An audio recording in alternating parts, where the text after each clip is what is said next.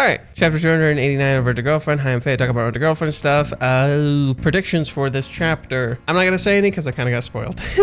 I got a little bit spoiled, but it's stuff I wasn't particularly surprised by, and I'll show you guys why later. For now, let's just get into the chapter and have fun with this and not freak out like Reddit and Twitter.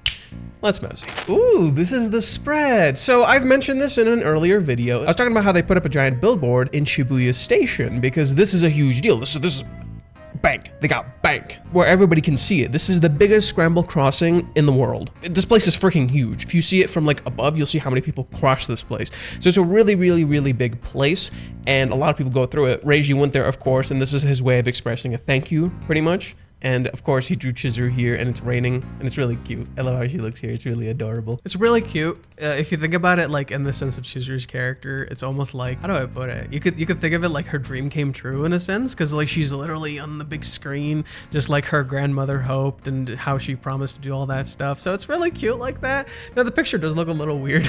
It looks a little goofy. I think it's like the camera quality or the filter that he put. He clearly put a filter, because like if you guys don't know, whenever Reiji does these realistic images, he puts filters. That's why Chizuru feels like she fits in, even though she's a little bit out of place too. But it's perfect. I love it. It's also in some ways kind of thematically fitting in terms of like Umi being an actor and all of that stuff. So this is literally focused on the acting industry. Oshinoko is up here, but he cut out the eyes. That's really funny. But yeah, you can tell there's a filter because like she wears purple or like pinkish, but like it looks totally different here. So there's clearly a filter on this used to emphasize the rain. It's so cute. Honestly, I was surprised. I didn't think you'd be living with him like that. Yeah, sorry. Have you talked to Frisia, your talent agency? It's not their place to comment on your personal life, but you're an up-and-coming actress now. I imagine they'd have a few recommendations for risk management. I haven't yet. It was kind of a quick fix to tidy things over. To be honest, I'm jealous after what happened at the barbecue too. I love you, Chizuru-chan. Wow, interesting spread. Notice how there's a lot of emphasis on the background. Reiji often does this when he's trying to express something. This is also kind of a callback to chapter 126, when Umi was confronting Chizuru about her feelings for Kazuya.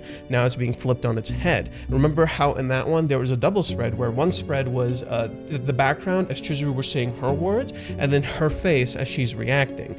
Notice how in last chapter, you don't see Umi's face. I'm pretty sure I mentioned that in the last video, and we don't see Umi's face. That's intentional.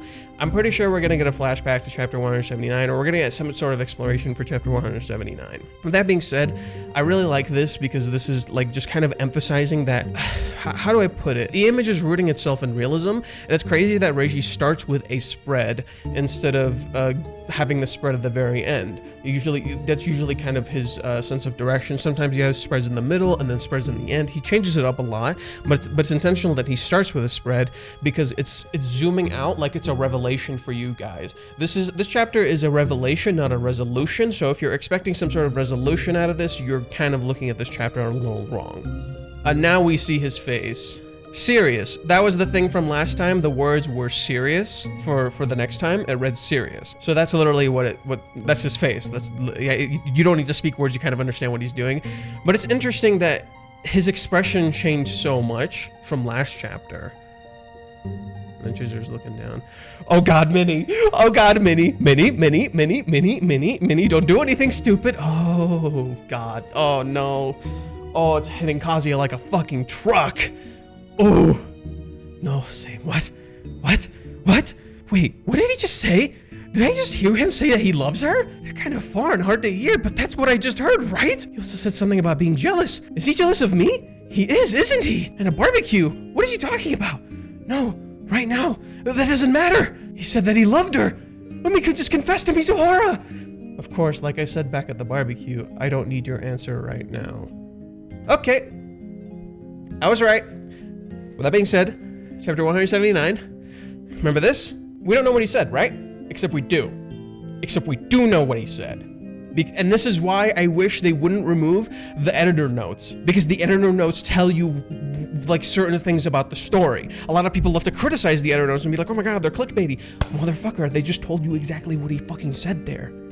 He told you here what he said. If you go from this, hey, you have a moment, I'd like to talk, huh? And then it skips to this, and this cover is directly meant to be from Umi's POV. All the covers from the past 2 chapters have been from Umi's POV. So when we go to it here, and it's literally from Umi's POV, and it's saying, I love you, and now you pretty much know that that's literally what he said.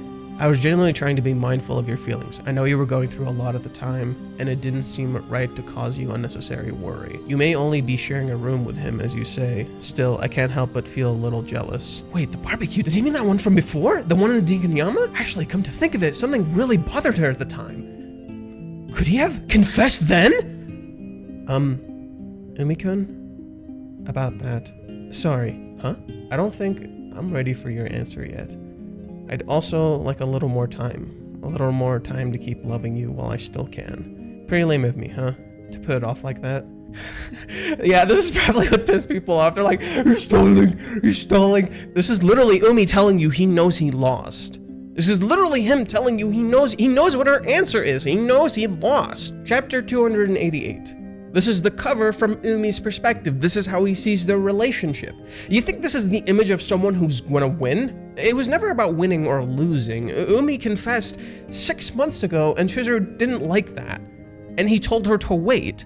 And he did that after like a bunch of things. The whole idea behind these chapters is that Umi's essentially being unfair. That's the whole point. It's like Umi's just being unfair, and that's the idea. He's not being fair to Chizuru, and he knows he's being pretty shitty about it. And he's just kind of like a sad, wet puppy dog. That's pretty much Umi right now. He's a sad, wet puppy dog. Pretty lame of me, huh? To put it off like this. When I feel the odds are against me. Oh, okay. Now it's just being dirty. Okay. Well, now it's just being dirty. But that's just how much you mean to me, Chizuru-chan. And then he gives the smile. There it is. See, he gives Kazuya another genuine smile. I think what happened here is essentially he heard Kazuya's feelings, and he assumed Kazuya doesn't understand her feelings. That's the thing with Umi's character. He's a character rooted in mystery, intentionally so. And there's a lot of comparisons I can strike with him, but let's keep going with the chapter. Look at Chizuru's face, dude. She looks so disillusioned. I feel so bad for her, man. Like, she's being put in a spot where she's probably gonna lose a friend. Like nobody looks at it from that perspective. Everyone's like, oh, NTR. Nobody's gonna look at it from the perspective, oh, she's probably losing a friend. Like, sure, what Umi does is kind of like, you know, it's kind of like the way he approaches things within the story can come off as scummy, but I'm more so of the mindset that Umi's just insensitive, like in the sense that like basically he's a character kind of stuck in between the entertainment industry and his real self, and now he's kind of figuring out who he wants to be, and there's signs essentially telling you Umi wants something real and he's trying to find something genuine, and essentially he's supposed to be like a flip mirror of Chizuru. That's kind of the idea of Umi's character. He's a flip mirror of Chizuru where he does things that are very similar to how she does things, and literally the way the arc starts is that way. I'll keep talking about it in a little bit. Minnie, don't make this worse. The car is leaving. Oh god. Ooh, what a spread. I love the emphasis on this. I love the emphasis. I love how he fucking drew this. This is so good. It feels so dire. The way the image is drawn, the way the hair is like floating up, it feels so dire. Oh.